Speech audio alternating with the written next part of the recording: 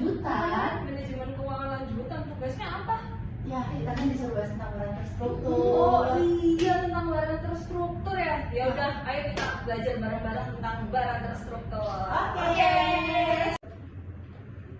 Halo teman-teman, selamat datang di seri Study with Monica.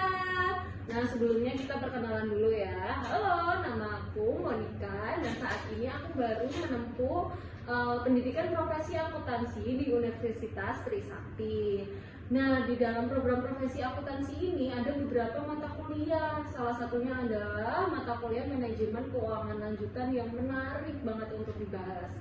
Salah satunya adalah kita akan membahas mengenai waran terstruktur. Jadi di video pertama di seri Study with Monica ini kita akan membahas mengenai waran terstruktur. Nah, teman-teman, ayo kita belajar bareng dan memahami mengenai waran terstruktur. Oke?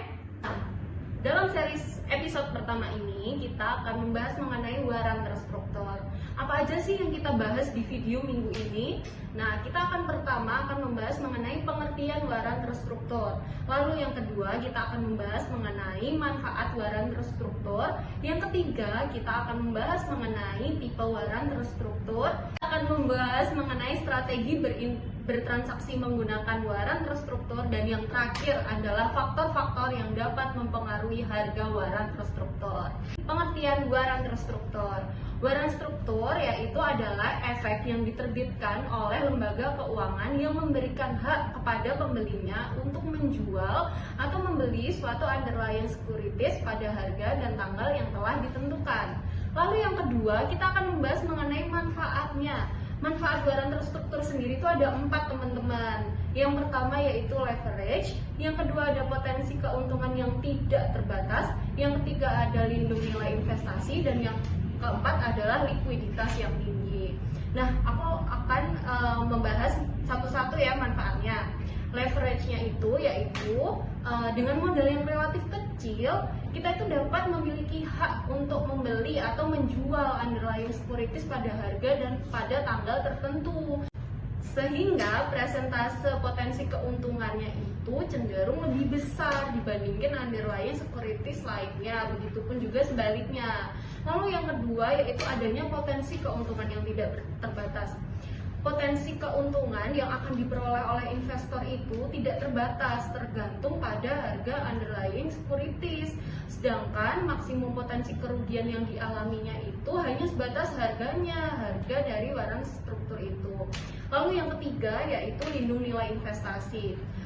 Sebagai sarana lindung nilai dengan mengunci harga underlying securities sesuai dengan posisi yang diambil, yaitu ada call dan ada put, sehingga pada saat jatuh tempo waran terstruktur itu dapat dikonversi dengan underlying securities atau cash. Keempat itu ada likuiditas yang tinggi. Waran terstruktur itu biasanya mempunyai likuiditas yang tinggi karena perusahaan penerbit itu wajib menunjuk liquidity provider.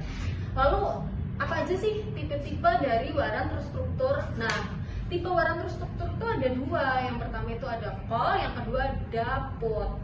Nah, call yaitu investor itu memiliki hak untuk membeli underlying securities. Tipe yang kedua yaitu ada put. Put yang berarti adalah investor itu memiliki hak untuk menjual underlying securities pada harga dan jangka waktu tertentu.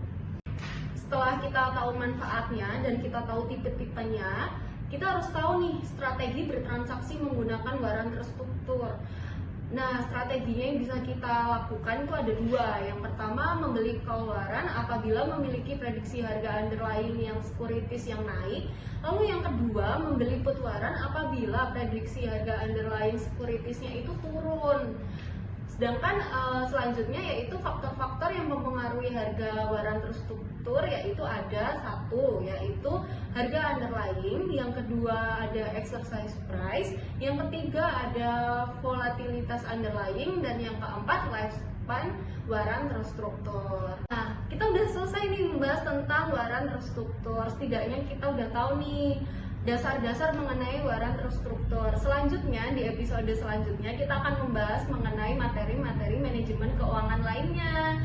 Stay tune teman-teman dan nantikan video saya setiap minggu. Bye-bye!